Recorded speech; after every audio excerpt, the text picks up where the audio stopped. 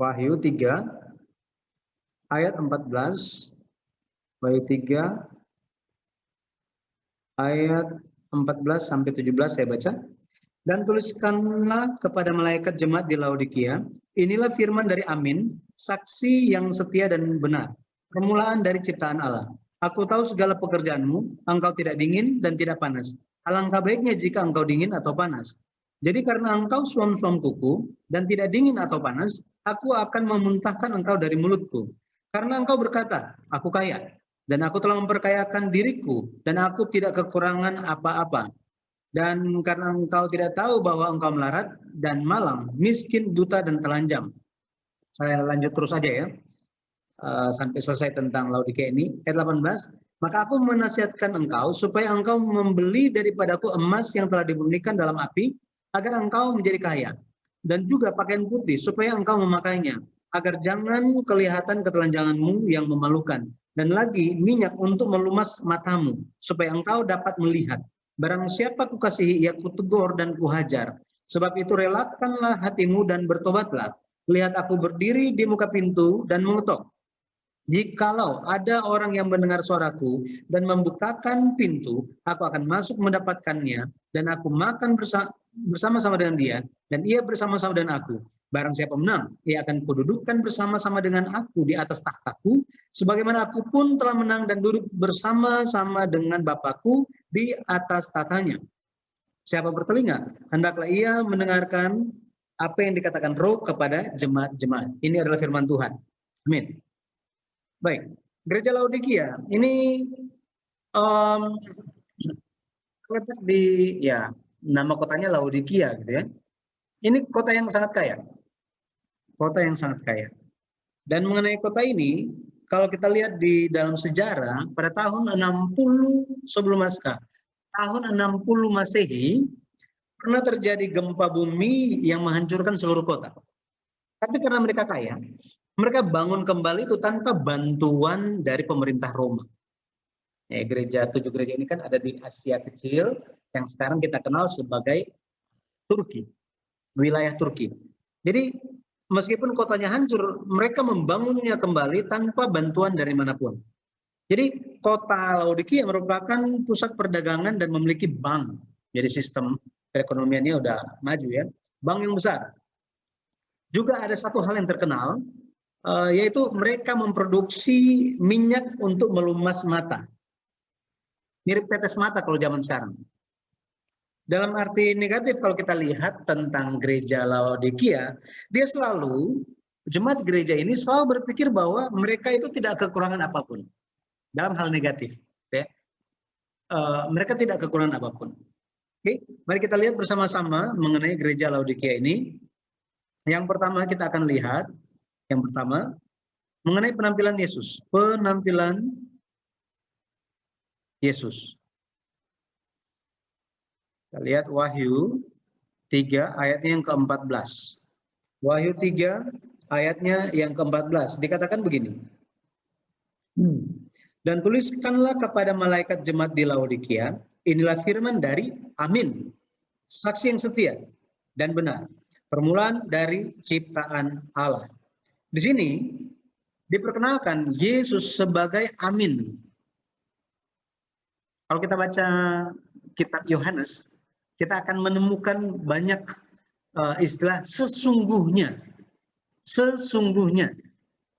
Bahasa Yunaninya itu diambil dari bahasa Ibrani. Amin. Tetapi kata sesungguhnya yang digunakan di kitab Yohanes itu amin, amin. Gitu. Pasti, pasti. Amin, amin.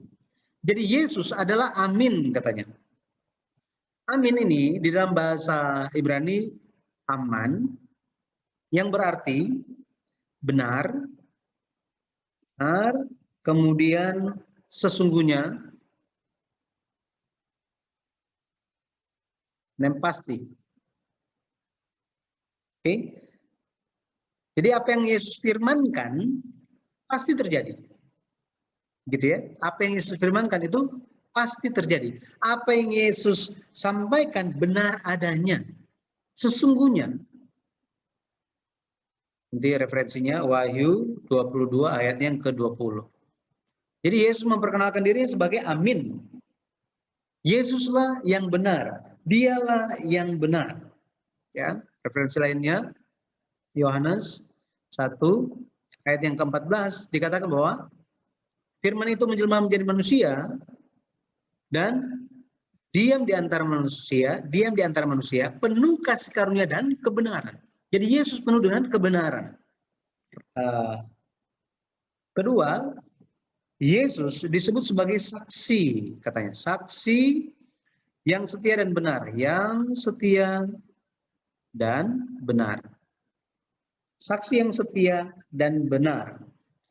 Saksi yang setia. Kata saksi di sini bahasa Yunani yang digunakan, adalah martus. Martus. Martus ini artinya saksi mata. Saksi mata. Kemudian dikatakan dia adalah saksi yang benar, gitu ya. Saksi yang benar, setia dan benar. Kata setia di dalam bahasa Yunaninya itu adalah pistos. Pistos, ya. Artinya layak dipercaya, layak dipercaya. Layak dipercaya. Kemudian apa? Layak dipercaya atau layak diandalkan, diandalkan. Inilah Yesus kita. Kemudian yang benar, aletinos. Nah, aletinos. Aletinos. Artinya, ini artinya benar, kemudian asli. Bukan palsu, gitu, tapi asli. Oke, jadi saksi yang setia yang benar. Yesus adalah saksi. Dia adalah saksi mata. Dia ada. Dia setia, dia layak dipercaya, dia layak diandalkan. Dia yang aslinya emang dia. Dialah yang benar, satu-satunya yang benar. Kemudian Yesus adalah permulaan, katanya. Permulaan. Permulaan dari ciptaan, Permulaan dari ciptaan. Permulaan. Bahasa Yunaninya permulaan itu adalah arche, ya, arche atau arche. Artinya penguasa,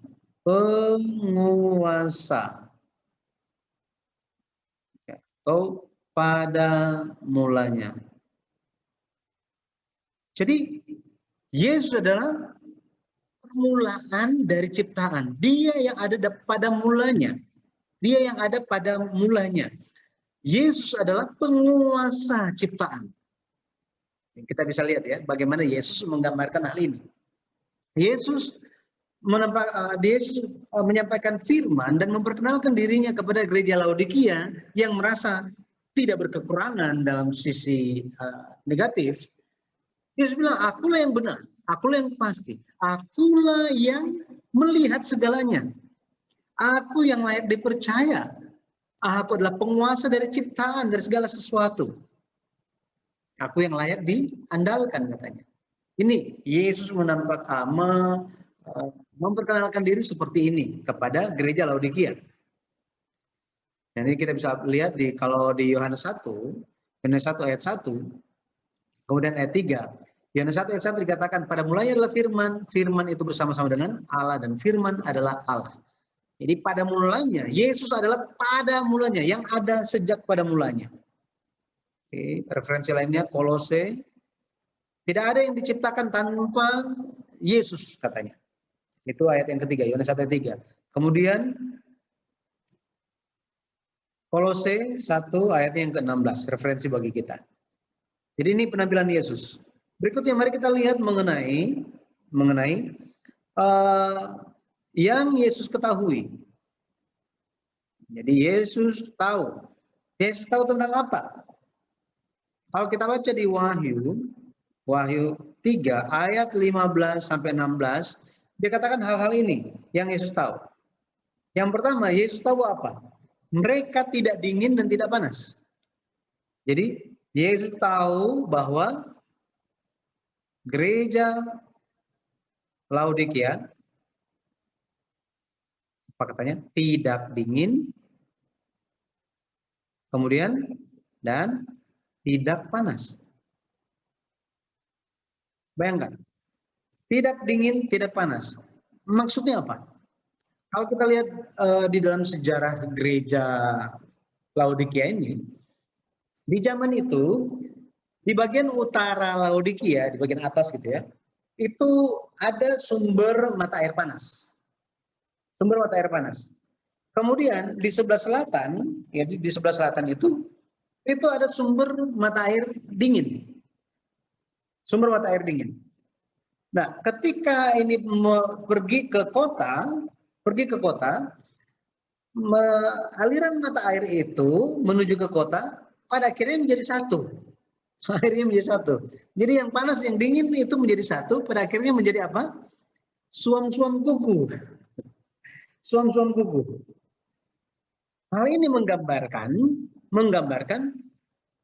iman jemaat gereja Laodikia itu tidak panas, tidak bersemangat, tapi juga tidak dingin. Gitu. Jadi mereka kayak malas enggak, rajin juga enggak. Jadi ada di tengah-tengah. Makanya kata suam-suam kuku, suam kuku, ini Indonesia menerjemahkan apa adanya. Di dalam bahasa Yunani, kata yang digunakan adalah kliaros.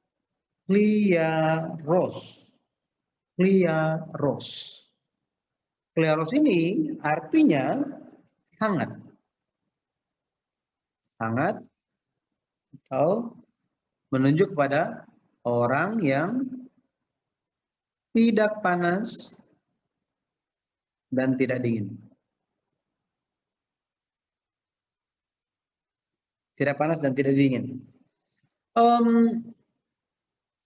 Mungkin kalau kita mau membayangkan hari ini, kalau kita pergi ke dispenser, kita ambil air panas, terus taruh air dingin sedikit, kayak enak gitu ya, hangat-hangat gitu. Wow, bagus gitu. Tapi kita perlu tahu bahwa ini sumber mata air panas. Kemudian ada sumber mata air dingin. Di zaman itu kedua sumber mata air tersebut itu menjadi satu sampai airnya menjadi rasanya nggak enak. Nggak enak. Saudara pernah pergi ke pegunungan di wilayah tertentu, kemudian ada tempat pemandian air panas. Tahu baunya seperti apa? Ada bau-bau sulfurnya, betul ya? Sulfur. Nah, jadi di zaman itu di wilayah Laodikia, air panas dan air dingin itu menjadi satu, membuat airnya itu menjadi tidak berbau, tidak enak, rasanya juga nggak enak, tetapi mereka mau nggak mau harus minum hal itu, harus minum air itu, karena cuma itu air yang ada di kota itu. Nah, menunjuk kepada hal ini, Yesus sementara menyatakan bahwa apa? Gereja Laodikia, mereka suam-suam kuku, mereka adalah orang yang tidak ada semangat. Tidak ada semangat. Ya. Atau antusias. Tidak ada semangat, tidak ada antusias. Jika mereka lakukan sesuatu, itu cuma gara-gara satu hal. Terpaksa. Nah, ini kalau kita dengar seperti ini, ini menjadi nasihat, betul ya? Ada pelayanan, tetapi ya karena nggak enak, ya udah lakukanlah, gitu. Hal yang seperti ini sebagai contoh, ya. Nah, mereka tidak panas, tidak dingin. Mereka suam-suam kuku. Mereka tidak ada antusias. Referensinya Roma 12 ayat 11. Ya. Penyebabnya apa? Penyebabnya itu adalah kekayaan materi. Ini, kekayaan materi. Jadi mereka menganggap bahwa mereka tidak kekurangan. I have anything. No, I have everything. I have everything. Semuanya saya punya. Jadi ya buat apa lagi berdoa? Saya sudah punya semuanya. Itu kan? Kecuali saya lagi susah, baru saya cari Tuhan. Tapi kan kalau seperti sekarang ini kan saya nggak butuh apa-apa dari Tuhan. Kira-kira seperti ini. Nah, jadi uangnya terlalu banyak, mulai pikir bahwa segalanya lancar. Ada uang, nggak perlu Tuhan, nggak butuh Tuhan katanya. Lama-kelamaan imannya menjadi suam-suam kuku. Jadi Alkitab menggambarkan berkobar-kobar katanya. Hendaklah kerajinanmu jangan kendor. Jangan kendor kerajinanmu. Semangatmu jangan turun. Harus terus bersemangat, berantusias. Tapi ketika jatuh ke dalam pencobaan kekayaan materi, maka akan mulai menjadi malas katanya. Jadi malas. Referensinya 1 Timotius 6 ayat yang ke-10. Jadi sikap seperti ini digambarkan oleh Tuhan sebagai hal yang menyebabkan Tuhan itu mau muntah. Ini seperti air, mereka minum itu kayak pengen muntah gitu. Jadi ketika Yesus membicarakan hal ini lewat Rasul Yohanes, jemaat di Laodikia itu sudah tahu apa maksudnya. Mereka mengerti. Oh ya, sama seperti air yang kita minum, kita nggak enak telannya, kayak pengen muntah. Sama seperti itu, kita di hadapan Tuhan pun sama. Ya. Wahyu 3:16 memuntahkan, emeo, ya, emeo, memuntahkan, emeo, menyebabkan muntah-muntah. Ini. Jadi Tuhan muntah-muntah melihat sikap yang seperti ini, yang tidak perlu Tuhan. Ya. Makanya Tuhan menegur mereka. Teguran. Ada teguran. Yang pertama, mereka ditegur dalam hal apa? Dikatakan mereka itu ya, menipu diri sendiri. Menipu diri sendiri. Mereka menipu diri sendiri dengan mengatakan apa? Bahwa aku kaya. Aku telah memperkayakan diriku, aku tidak kekurangan. Jadi mereka pikir bahwa apa? Sudah kaya dan makin kaya. Jadi tidak kekurangan. Ini perkataan mereka. Jadi secara jasmani seperti tadi saya bilang di awal, di antara 7 gereja, gereja Laodikia ini paling kaya. Mereka paling bangga atas diri mereka sendiri. Dan ini menjadi dosa di hadapan Tuhan. Dosa di hadapan Tuhan. Jadi kalau kita baca ini nanti ditulis aja, tinggal dibaca gitu ya. 1 Timotius 6 ayat 17, kemudian 1 Petrus 1 ayatnya yang keempat, Amsal 23 ayat yang kelima. Betapa kekayaan itu hanya sementara semuanya. Jangan sampai jatuh ke dalam pencobaan itu. Secara rohani mereka tertipu. Mereka menipu diri sendiri. Mereka pikir mereka telah percaya dengan baik. Mereka memiliki iman yang hebat.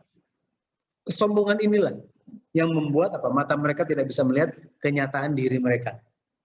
Oke. Yang kedua, kenyataannya bagaimana?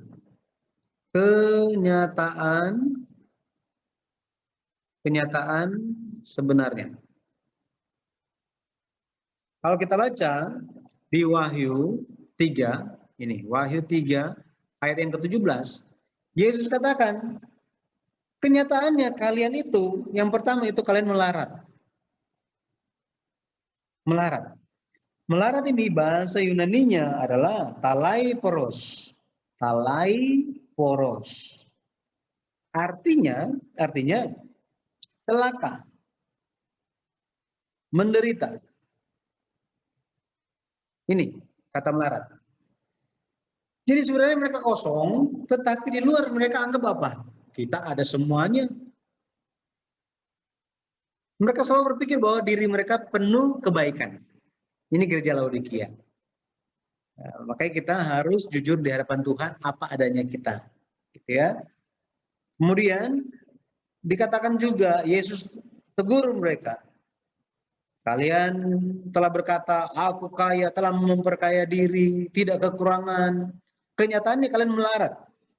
Kenyataannya kalian apa? Malang. Kenyataannya kalian malang. Eleinos. Eleinos. Ya. Artinya menyedihkan. Menyedihkan. Ini keadaan mereka. Menyedihkan atau paling kasihan.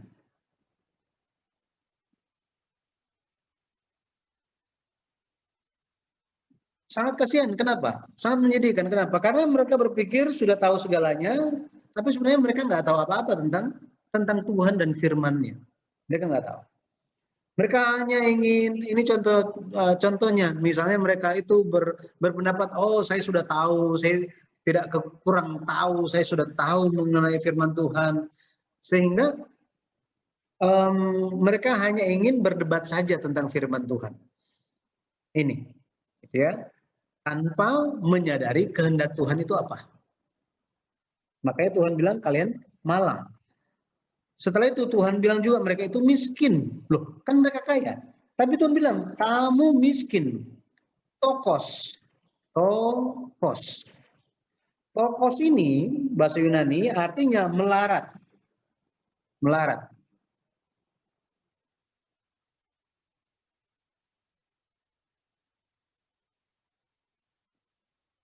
Oke. Miskin. Tokos, artinya melarat. Melarat. Ini menunjuk juga miskin secara rohani. Miskin secara rohani atau pengemis. Pengemis. Mereka pikir mereka kaya karena kekayaan mereka, kekayaan jasmani mereka. Tetapi di hadapan Tuhan itu mereka miskin. Kemudian Yesus bilang mereka itu buta. Buta. Tuflos. Tuflos.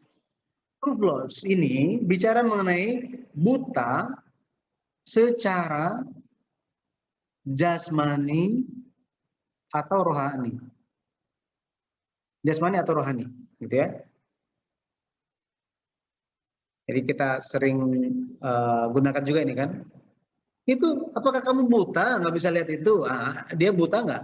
Artinya apa? Dia nggak mengerti artinya, gitu ya, secara rohani. Nah, mereka pikir mereka tahu tentang firman, tapi mereka tidak mengerti sama sekali. Mereka bisa melihat kekurangan orang lain, tetapi tidak bisa melihat kekurangan diri sendiri. Ini mereka. Matius referensinya 15 ayat 14. Matius 15 ayat yang ke-14. Jadi melihat kekurangan orang lain tetapi tidak melihat kekurangan sendiri. Itu buta, gitu ya. Tuflos. Apalagi yang terakhir Yesus katakan bahwa mereka itu telanjang. Telanjang. Telanjang bahasa Yunani yang digunakan di sini adalah gumos. Gumos artinya telanjang bulat, totally naked, gitu ya, atau tidak memakai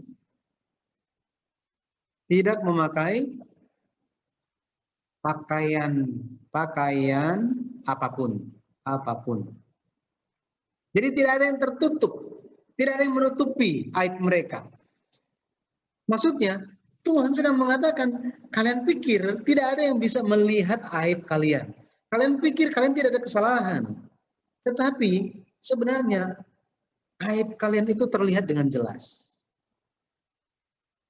Kita perlu sadar bahwa ini bukan berbicara tentang orang yang belum percaya Yesus.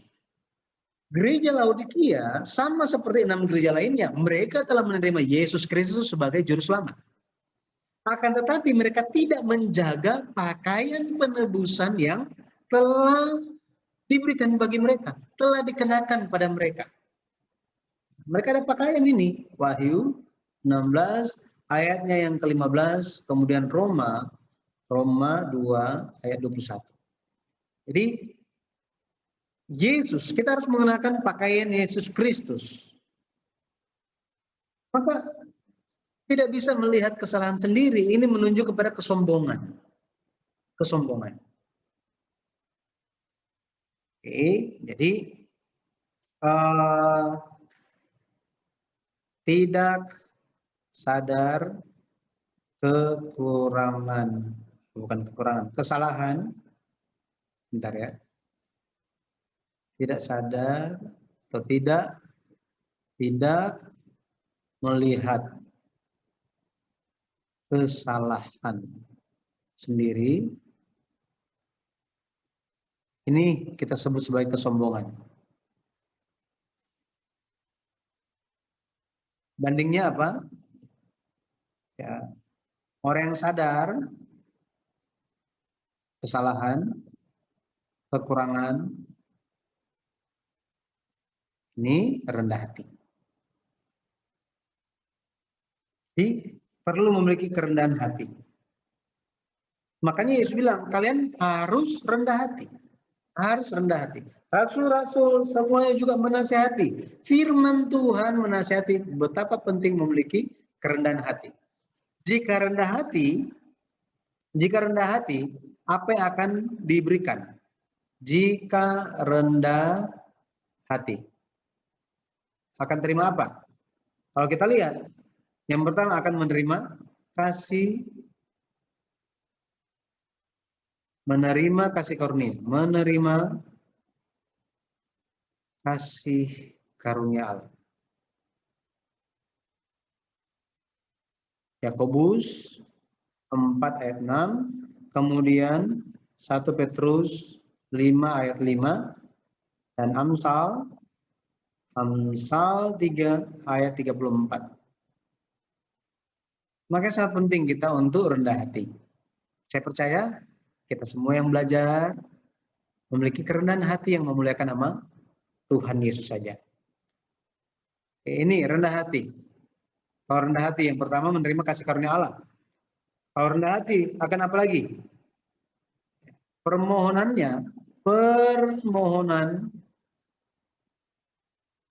dikabulkan. Hebat kan? Permohonannya dikabulkan Tuhan. Mazmur 10 ayat 17. Jadi ketika kita berdoa pun kita harus berdoa dengan kerendahan hati. Ya. Jika rendah hati apalagi yang akan diterima? Dikatakan diselamatkan. Akan diselamatkan. Ayub 22 ayatnya yang ke-29. Kemudian jika rendah hati akan ditegakkan Allah. Akan ditegakkan. Mazmur 147 ayatnya yang ke-6. Jadi semoga kita bisa melihat diri kita dan kita bisa disadarkan melalui firman Tuhan. Pada akhirnya kita bisa berubah, kita bisa lebih rendah hati di hadapan Allah dan menerima berkat Allah. Amin. Amin. Yang keempat, jadi itu teguran dari Allah dan nasihat-nasihatnya seperti apa. Yang keempat, secara khusus ini adalah nasihat. Nasihat yang diberikan itu seperti apa? Wahyu 3 ayat 18. Itu nasihat-nasihat kerendahan hati itu akan seperti apa gitu ya. Sekarang kita akan lihat nasihat. Yang pertama, secara khusus Yesus bilang bahwa bisa menjadi kaya. Ya. Nasihat untuk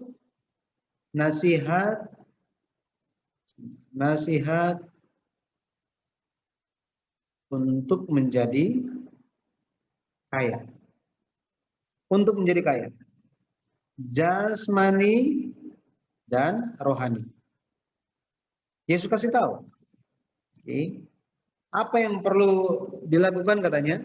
Coba kita lihat. Wahyu 3 ayat 18. Dikatakan, maka aku menasihatkan engkau supaya engkau membeli daripadaku emas yang telah dimurnikan dalam api, agar engkau kaya. Nah, lihat di sini ya, nasihat yang pertama. Maksudnya apa? Maksudnya kita perlu memiliki, ini kan, emas yang dimurnikan. Ini bicara mengenai iman. Iman yang dimurnikan lewat ujian. Oke, lewat ujian. Kenapa? Ya, sekarang kalau kita lihat memang sekolah-sekolah nggak ada ujian nasional ya.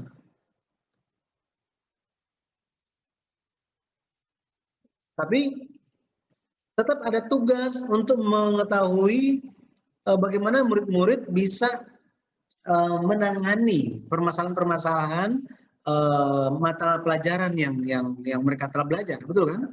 Untuk meningkatkan diri mereka, untuk periksa apakah mereka memahami atau tidak. Betul ya? Seperti ada ibu guru di sini sangat tahu mengenai hal ini. Nah, sama mengenai iman pun, jika iman tidak diuji, jika iman tidak dimurnikan lewat ujian, maka iman kita adalah iman yang palsu. Itu sebabnya ketika orang bertanya-tanya dalam hidup mereka, kenapa hal ini terjadi? Kenapa Tuhan hal ini terjadi? Kenapa hal ini terjadi? Tentu mereka bertanya-tanya mengenai kemalangan atau ketika doa mereka tidak dijawab atau hal-hal berjalan tidak lancar. Betul ya? Atau ada yang pernah bertanya, Tuhan kenapa saya jadi kaya banget Tuhan? Tuhan kenapa? Ada yang tanya begitu? Tuhan, kenapa saya itu dapat rumah yang baru? Kenapa Tuhan? Jarang ya yang tanya seperti ini. Tapi biasanya orang bertanya, Tuhan kenapa hal ini terjadi kepada saya? Terjadi kepada anak saya, terjadi kepada bisnis saya. Kenapa? Ini adalah untuk memurnikan iman kita. Ya, kita harus melihat secara luas mengenai tujuan kenapa ujian kehidupan itu diberikan. Ya, iman yang asli akan terlihat dengan jelas ketika penghakiman datang. Ya, ini iman yang asli itu akan terlihat saat penghakiman datang. Oke. Dan iman ini hanya bisa atau hanya bisa didapatkan lewat Kristus. Ini iman yang dimurnikan lewat ujian. Ini hanya bisa ditemukan lewat Kristus. Ya. Makanya dikatakan kalau nggak punya iman, minta iman. Jika tidak punya, ya Tuhan, aku kurang percaya nih. Tuhan tolong berikanlah aku iman. Harus minta. Ya, Markus 9 ayat 23 sampai 24. Kemudian kita perlu minta apa? Harus seperti apa? Kita harus minta iman yang hidup. Minta iman hidup. Jangan cuma percaya aja terus sudah selesai. Jangan. Tetapi harus progresif maju. Harus berkembang, harus bertumbuh. Gitu ya. Jadi kalau misalnya tanya, gimana kabarnya? Ya, gini-gini aja. Kita sering dengar ini ya. Ya, gini-gini aja. Nah, meskipun seperti itu, kita perlu ingat bahwa iman kita harus hidup. Betul ya? Kita tidak boleh menyerah atau tidak boleh berhenti untuk mempelajari firman Tuhan, membaca firman Tuhan, lebih lagi berdoa. Kita jangan berhenti, kita harus maju. Oke? Jadi pertama, nasihat untuk menjadi kaya. Untuk menjadi kaya secara jasmani dan rohani, perlu iman yang dimurnikan. Perlu iman yang dimurnikan melalui ujian. Nasihat yang berikutnya yang Yesus berikan, itu adalah ya, cara tidak telanjang. Ini cara tidak telanjang katanya. Kita kembali di Wahyu 3 ayatnya yang ke-18 dikatakan apa? Dikatakan begini. Tadi kan udah, maka aku menasihatkan engkau supaya engkau membeli daripadaku emas yang telah dimurnikan dalam api agar engkau menjadi kaya. Setelah itu apa? Dikatakan begini, juga ini, juga. Jadi harus membeli emas, kemudian apa? Harus membeli apa? Pakaian putih. Beli dari siapa? Dari Yesus. Supaya engkau memakainya agar jangan kelihatan ketelanjanganmu yang memalukan. Ini adalah nasihat yang diberikan. Maka kita bisa melihat cara untuk menutup ketelanjangan kita itu hanyalah lewat memiliki pakaian putih. Pakaian putih. Ini pakaian putih. Coba kita lihat, gitu ya. Kita lihat mengenai hal ini. Galatia 6 ayat 14. Kemudian pasal 5 ayatnya yang ke-24. Kita lihat Galatia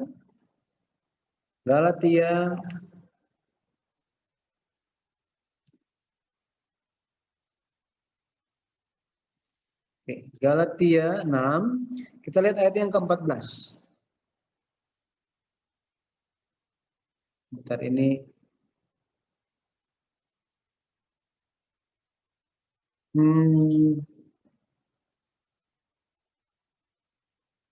Galatia 6 ayat 14 dikatakan, tetapi sekali-kali aku tidak mau bermegah selain dalam salib Tuhan kita Yesus Kristus, sebab olehnya dunia telah disalibkan bagiku dan aku bagi dunia.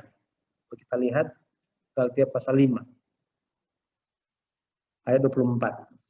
Dikatakan, barang siapa menjadi milik Kristus Yesus, ia telah menyalibkan daging dengan segala hawa nafsu dan keinginannya. Jadi segala aib, segala dosa, segala kesalahan, pelanggaran, mari kita lakukan di kayu salib Yesus Kristus. Dengan demikian, semua aib tersebut telah ditutupi. Telah ditutupi bagi kita. Oke? Darah, pakaian putih yang telah dicelupkan. Oke, coba kita lihat satu ayat. Saya teringat mengenai hal ini. Oke, bentar ya. Di kitab Wahyu kita akan lihat bersama-sama.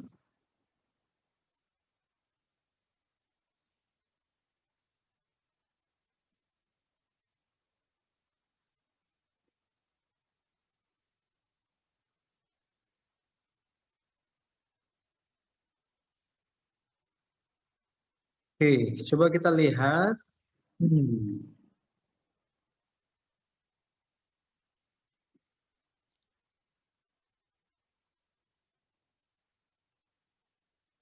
Wahyu 7 ayat 14. Wahyu 7 ayat 14. Wahyu 7 ayat 14. Saya bacakan. Maka kataku kepadanya, Tuanku, Tuhan mengetahuinya. Lalu ia berkata kepadaku, mereka ini adalah orang-orang yang keluar dari kesusahan yang besar. Dan mereka telah mencuci jubah mereka dan membuatnya putih di dalam darah anak domba. Jadi pakaian putih ini bisa menjadi putih hanya ketika dicelup di dalam darah anak domba. Itu sebabnya dicelup dengan darah anak domba berarti semua perbuatan, semua aib, malu, ketelanjangan, juga dosa, pelanggaran, kesalahan kita, manusia lama kita itu telah dicelup, dibasuh bersih dengan apa? Dengan darah penebusan Yesus Kristus. Artinya ketika kita memiliki iman kepada Yesus Kristus, maka manusia yang lama itu sudah tertinggal, terpaku di atas kayu salib. Kita telah mati dan telah bangkit menjadi manusia yang baru dalam Tuhan. Itulah supaya tidak telanjang. Supaya tidak telanjang. Jadi kita lanjutkan.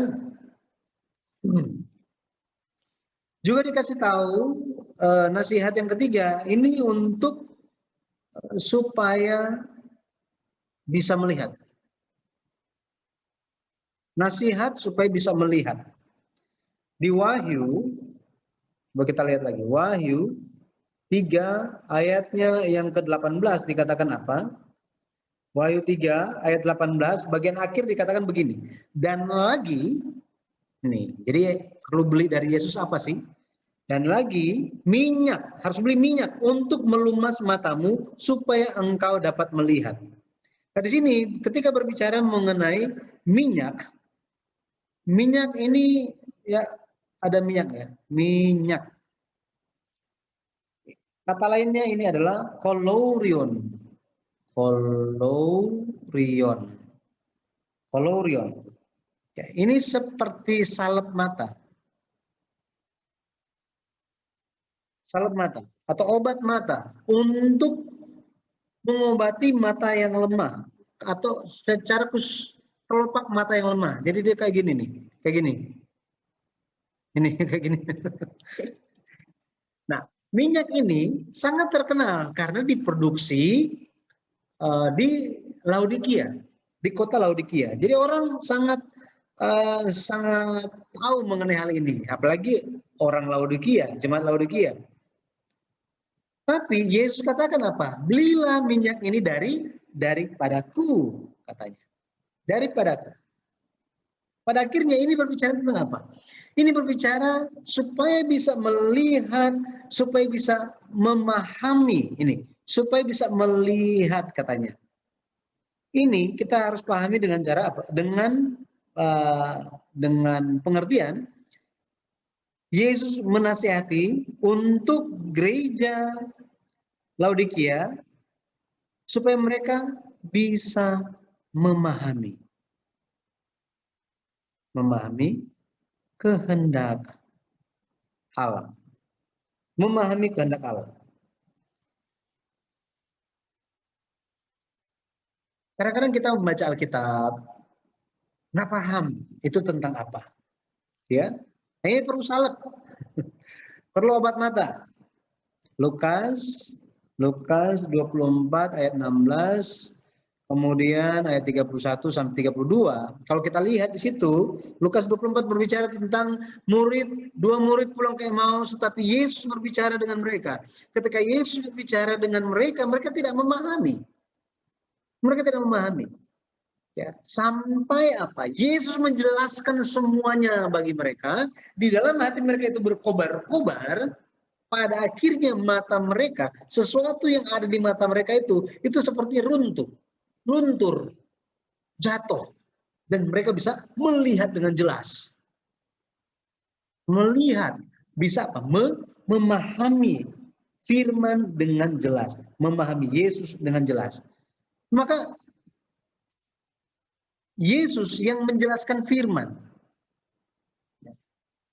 Atau firman yang dijelaskan. Inilah yang menjadi apa? Ini menjadi minyak untuk melumas mata.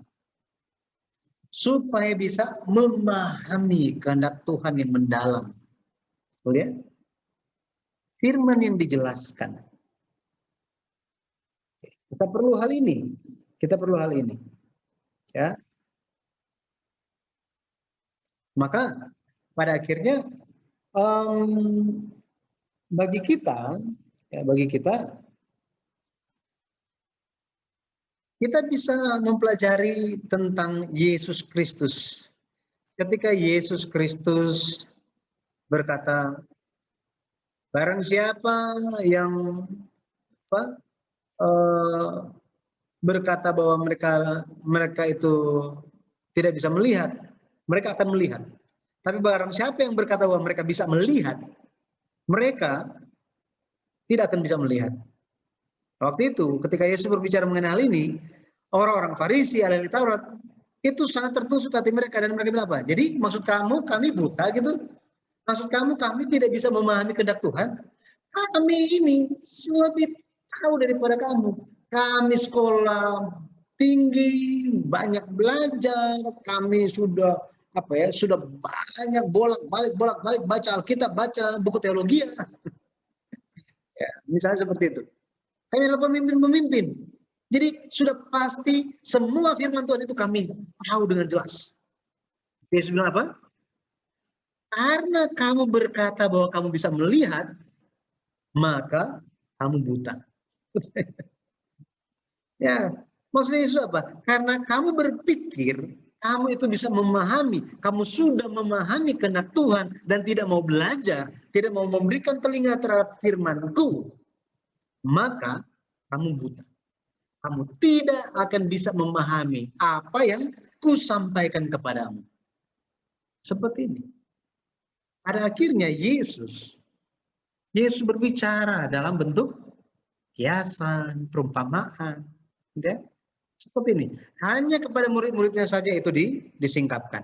Jadi hari ini saya berdoa di dalam nama Tuhan Yesus Kristus, kita bisa mencari, bisa mendambakan firman ya untuk dijelaskan bagi kita sehingga kita bisa melihat kehendak Tuhan yang sebenarnya, apa yang Tuhan kehendaki dalam hidup kita untuk kita lakukan. Amin. Amin.